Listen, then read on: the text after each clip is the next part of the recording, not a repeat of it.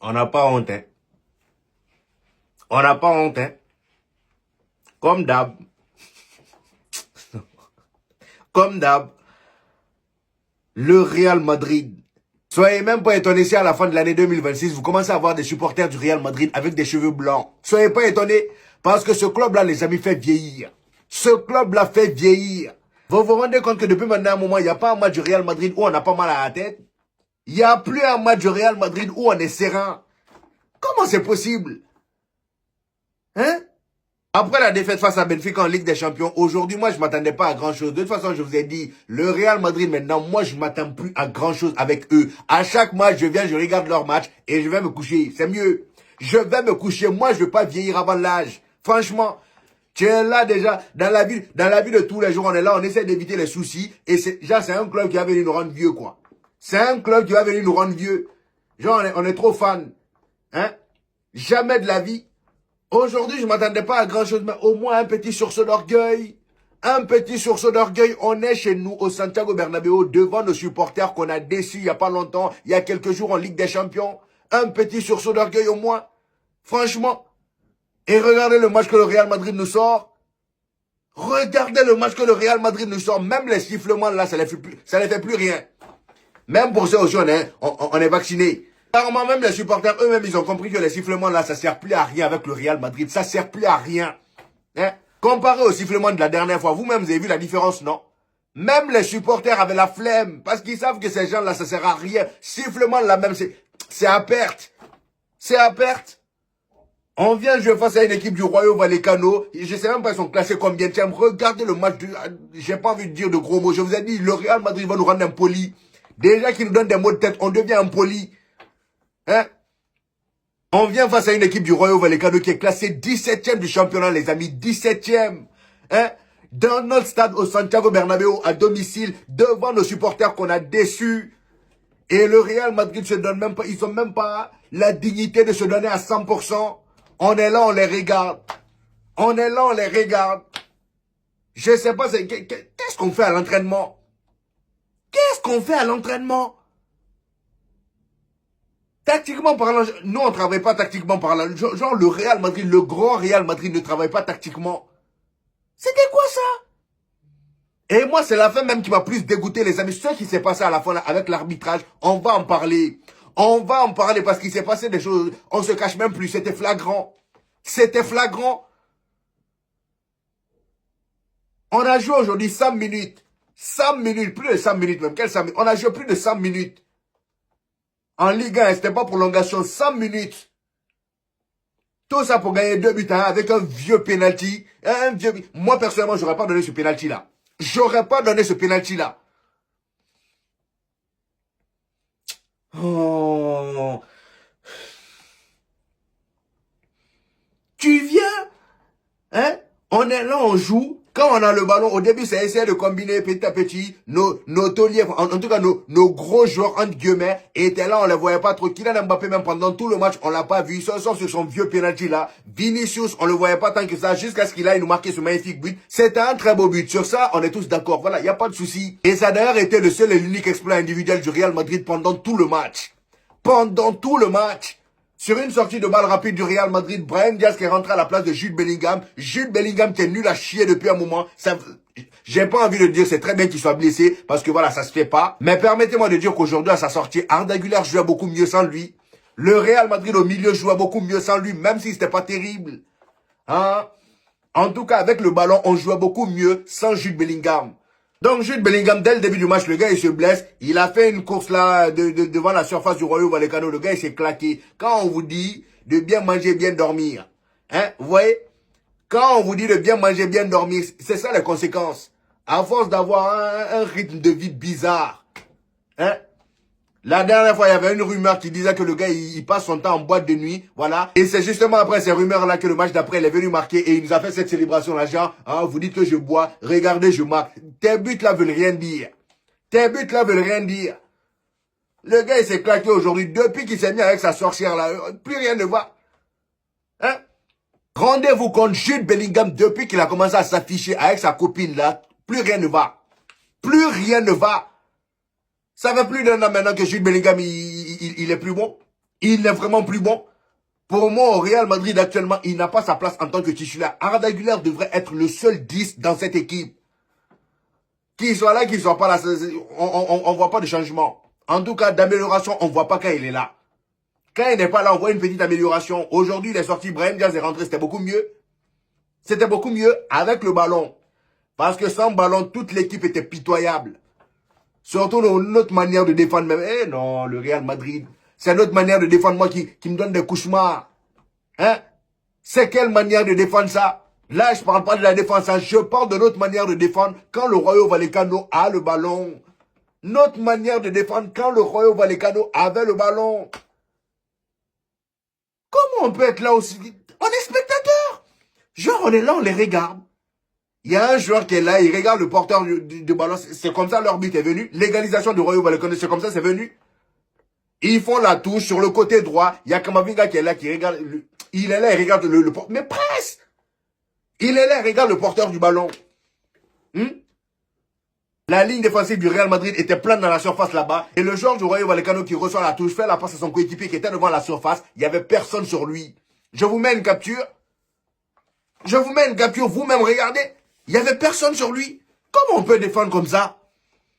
C'est pourquoi la dernière fois dans le débrief du match de, comment ça s'appelle, Benfica là, je vous ai dit, la Liga nous a donné de mauvaises habitudes. La Liga nous a donné de mauvaises habitudes. Parce que cette manière de défendre là, en Liga ça peut passer. La preuve, aujourd'hui, dans notre mascarade de chercher penalty là, on s'en est sorti. On s'en est sorti. En Liga, ça peut passer, mais face à une équipe qui attaque rapidement, ça pourra jamais passer. Cette manière de défendre passivement, là, ça pourra pas marcher en Ligue des Champions. On l'a vu face à Benfica. Vous-même, regardez comment Benfica allait vite vers l'avant. Dès qu'ils ont le ballon, les contre-attaques allaient à 1000 à l'heure. Notre défense ne peut pas résister. Ils peuvent pas résister. On est toujours à la ramasse. Carrément, t'as l'impression qu'ils savent pas se placer. On a l'impression qu'ils savent pas se placer. C'est comme ça, on est resté le Rayo Vallecano, ils ont obtenu une touche, ils sont allés égaliser, voilà, dans une totale passivité de la défense du Real Madrid. Ils sont allés égaliser. Et ce qui est énervant, c'est que même après cette égalisation-là, au lieu de se réveiller pour essayer de pousser un peu, aller tuer l'adversaire, non, ils continuent à jouer de la même manière. Genre, eux, ils sont tranquilles, quoi. Ils sont au Santiago Bernabéu, ils sont chez eux. Ils sont chez eux. Kylian Mbappé complètement fantomatique, on le voyait pas du tout. On le voyait pas du tout. Offensivement parlant, c'est vraiment inquiétant. Défensivement, même moi j'ai plus d'espoir. En tout cas, là, cette saison-là, j'oublie. Mais offensivement, Franco Mastantuono, ce gars-là, va falloir arrêter avec lui. Arrêtez. C'est bon, arrêtez. Arrêtez. Je sais pas, qu'est-ce qu'il voit dans le gars là? Qu'est-ce qu'il voit en lui? Qu'est-ce qu'il voit en Franco Mastantuono? Déjà que le gars, il est irrégulier. Vous allez me dire, oh, il a 18 ans, Nani, Anna. Moi, avant qu'il ne vienne au Real Madrid, vous-même, vous savez à quel point je parlais de lui. Parce que je voyais ses compiles sur YouTube, là, trucs, à River Plate, son ancien club. Je voyais ses compilations. Je voyais ses compilations. Il marquait des coups francs, il driblait, ça lâchait des vitesses. Mais depuis qu'il est venu au Real Madrid, à aucun moment, je l'ai vu lâcher une vitesse sur le côté droit. Il prend jamais ses adversaires de vitesse, jamais. Quand il a le ballon, il cherche toujours à aller sur son pied gauche. Donc ça fait que quand tu lui fais la passe, il rentre intérieur, il essaye de pousser pour aller chercher une faute. C'est jamais pour éliminer son adversaire, c'est juste pour chercher une faute à l'intérieur. Mon ami, dribble. Dribble. Les histoires de oh, il a 18 ans, patiente, il n'y a plus de ça. Là, on est en 2026, on connaît des joueurs qui s'appellent Lamine Yamal. On connaît des joueurs tels que Lamine Yamal, Firmin Lopez. Hein? Même Hendrick. C'est ça le plus énervant. On prend Hendrick, on l'envoie à Lyon alors qu'il est 10 fois meilleur que ce gars-là sur le côté droit. Tous les buts d'Hendrick avec Lyon depuis qu'il est allé là-bas, regardez, la plupart du temps, ça démarre vers le côté droit. Ça démarre du côté droit. Qu'est-ce qu'on voit en Mastantuono, franchement? Le gars n'est pas terrible. Offensivement parlant, c'est moyen. En tout cas, pour être titulaire, même le fait qu'il soit devant Rodrigo, moi, je comprends pas. Rodrigo, quand tu fais à tes entraîneurs, toi aussi, deux entraîneurs dans la même saison qui te font pas confiance, qu'est-ce qui se passe? Ou bien tu pues de la bave, je sais pas moi. Xabi Alonso te met au banc, il t'a pas fait confiance. Arbelo aussi qui vient d'arriver, il te met au banc. Comment ça se fait? Toi, t'es là depuis des années, jamais t'es titulaire indiscutable. Hein? Franchement, je sais plus. Moi, vivement la fin de saison. Hein, voilà, comme ça au moins, le mercato arrive, on fait le ménage, on voit ce qui nous attend pour la saison prochaine. Parce que là, cette saison-là, je la sens pas trop. Franchement, je la sens pas trop. Déjà que là, en Espagne, on a déjà perdu 2 trophées. Il nous reste que le championnat. Et en Ligue des Champions, moi, je me vois pas aller loin. Face à Benfica qui nous a déjà éclaté là. Moi, je ne vois pas ce Real Madrid la passer Benfica en Ligue des Champions. Après, vu que c'est un match aller-retour, tout peut se passer. C'est le Real Madrid, c'est un match aller-retour. Et en plus de ça, le match retour sera au Santiago Bernabéu. Donc tout peut se passer. Mais si on joue comme on joue là, si on défend comme on défend là, de manière passive, on est là, on regarde nos adversaires, on va encore se faire tuer. On va encore se faire tuer. À chaque fois que le Royaume Vallecano avait le ballon, on se place en 4-4-2, on est là, on les regarde. Sans aucun pressing. Sans aucun pressing. Et comme si c'était pas suffisant d'être tout le temps mis en danger défensivement parlant, il fallait que devant aussi, après l'égalisation du Rayo Vallecano, qu'on se mette à rater.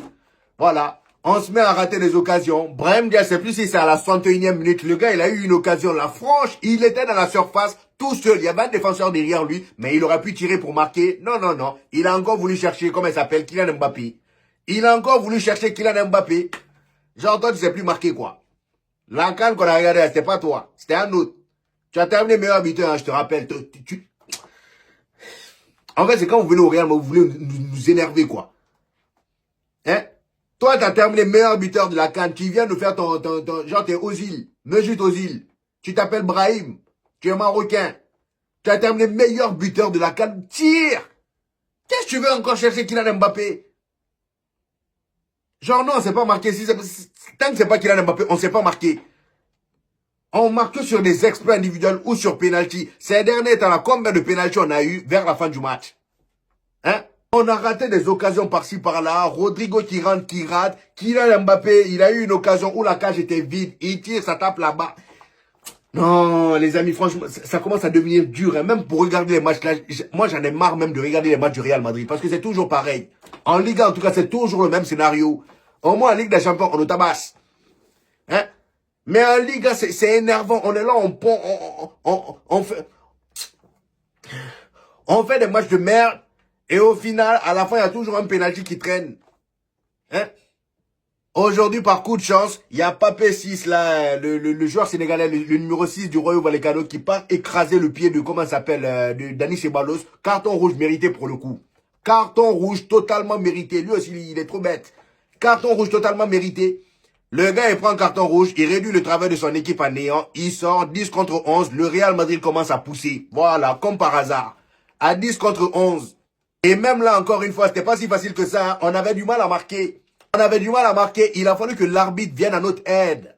Et il a fallu que l'arbitre vienne nous aider encore une fois, comme d'habitude. Et moi, ça, j'ai même honte de dire que je suis madrilène quand je vois ce genre de truc-là.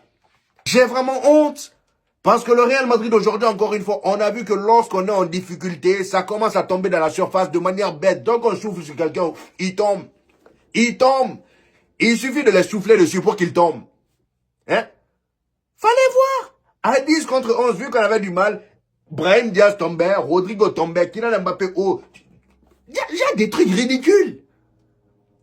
Sans pénalty, on est incapable. Finalement, on est resté dans nos tombées là. Il y a eu un penalty, bien évidemment. Temps additionnel, 9 minutes. 9 minutes de temps additionnel. C'est sorti d'où ça? Les 9 minutes là, ça vient d'où? Parce qu'à ce que je sache, moi, première mi-temps et deuxième mi-temps que j'ai regardé, il n'y a pas eu beaucoup. Il y a eu des arrêts de jeu, certes, mais il n'y a pas, ça mérite pas 9 minutes de temps additionnel. Vous vous foutez de nous? Franchement, ayez honte au moins. Vous vous foutez de nous? Les arbitres là aussi, parfois j'ai l'impression que quand vous arbitrez, vous vous dites pas qu'il y a des gens qui regardent la télé. Il y a des gens qui regardent la télé en 4K. 9 minutes là, ça sort d'où? Franchement, ayez honte. Comment vous voulez qu'on se défende avec ça? Le carton rouge, il n'y a pas de souci. Le penalty sur Brahim Diaz, personnellement, comme je vous l'ai dit, j'aurais pas sifflé. J'aurais pas sifflé. Parce que le gars, il vient, il touche le ballon, certes, il rate, et après, à son pied, qui vient toucher, on va dire, le coude ou la main de Brahim Diaz. Pour moi, ça mérite pas penalty. Faut arrêter ça. Ça mérite pas penalty. C'est à cause de ça que le Real Madrid, en fait, tellement on nous a habitués à nous donner des penalties dès qu'on a effleuré dans la surface. Bah, le Real Madrid, chaque match, il y a un penalty minimum. Dans ma tête, là, depuis le début de la saison, il n'y a pas un match. Franchement, je me rappelle pas d'un match. Il y en a, hein, bien sûr, mais moi, dans ma tête, tellement on m'a habitué à ça, je me rappelle pas d'un match où le Real Madrid n'a pas eu penalty. Carrément, Kylian Mbappé, j'ai l'impression qu'il marquait sur penalty en Liga. C'est honteux. Franchement. Le gars, il marque, et si aujourd'hui, il aurait même, si aujourd'hui, après son penalty là, il avait marqué un doublé, on aurait encore crié au génie. Voilà, alors qu'on a tous vu son match ici, hein. Non, moi, ce genre de match-là m'énerve. Ça m'énerve. Ça m'énerve. 9 minutes de temps additionnel. C'est quel temps additionnel, ça? On a joué plus de 100 minutes, tout ça pour que le Real Madrid s'en sorte. Finalement, on s'en sort avec un penalty. À 10 contre 11. Il y a même eu un deuxième carton rouge, non, si je ne me trompe pas. 2 cartons jaunes. 10 contre 8. Bref. Non, franchement, c'est énervant, quoi. Et c'est avec ça qu'on compte s'en sortir en Ligue des Champions. Au moins, le Barça, même si eux, là-bas aussi, défensivement parlant, c'est compliqué, on le voit. Le Barça, défensivement parlant, c'est compliqué, mais ils compensent ça par quoi? Par les efforts défensifs des attaquants. Eux, ils pressent. Rafinha, comme je vous le dis toujours, même quand il n'est pas bon dans le match, ce côté-là, tu le ressens toujours. Quand il est là, il va pas te laisser traîner avec le ballon. Non, non, il part te presser. Avant-dernier match du FC Barcelone, par exemple, en Ligue des Champions face à Copenhague, vous-même, vous avez vu, non? Lamine Yamal, la manière dont il pressait. Combien de buts sont venus? Combien de buts sont venus sur le pressing du FC Barcelone, sur le pressing de Lamine Yamal? Le gars, il partait presser, même le gardien. Et nous, nos attaquants sont là. Quand Royo Vallecano a le ballon, on se met en 4-4-2. Vinicius et Kylian Mbappé sont là, ils se regardent. Là, ils regardent le porteur du ballon. Vous voyez comment on est? Vous voyez comment on est? Non, on ne veut pas vieillir. Hein? Hein? On est encore jeune et à cause de vous, vous voulez qu'on vieillisse, quoi. La vie n'est pas déjà assez dure. Donc, on va aller prendre un club aussi bizarre pour se le mettre sur le dos. Le Real Madrid, c'est plus le Real Madrid. Franchement, vivement la fin de saison. Faites un Rémi Ménage. Vendez les Ceballos, Jules Bellingham, là, si il faut vendre le, je m'en fous. Je m'en fous. Les histoires de Galactique, là, j'en ai marre. J'en ai marre. Commencez à faire des recrutements vraiment intelligents. Commencez à faire des vrais recrutements. J'en ai marre de ces histoires de Galactique. Même les enfants du centre de formation, là où Gonzalo Garcia vient, ramenez-les-moi. Franchement. Comment à chaque match on peut être là comme ça, devant nos matchs aussi ennuyeux, et on souffre en plein week-end. Là, on n'a rien à faire de notre vie, quoi. Venez s'asseoir et souffrir. Là, on allume la télé pour souffrir. Respectez-nous, hein. C'est pas vous payez notre connexion. Franchement, c'est pas vous qui payez notre connexion. Je vous le dis. Bref, les amis, c'est bon, moi j'en ai marre, là. Voilà. C'est bon pour aujourd'hui. Bref, c'était tout pour aujourd'hui, les amis. J'espère que vous avez kiffé la vidéo. Dites-moi en commentaire ce que vous en avez pensé. Je n'hésiterai pas à vous répondre comme d'habitude. N'oubliez pas le petit pouce bleu qui fait toujours plaisir, les gars. Ça aide au référencement. Pour tous ceux qui viennent de découvrir cette chaîne, ici on fait des vidéos débriefs des matchs du FC Barcelone et du Real Madrid. Et quand il n'y a pas de match, on fait des vidéos d'actualité. Donc abonnez-vous pour ne rien rater. Et on se dit au prochain épisode, les gars. Peace!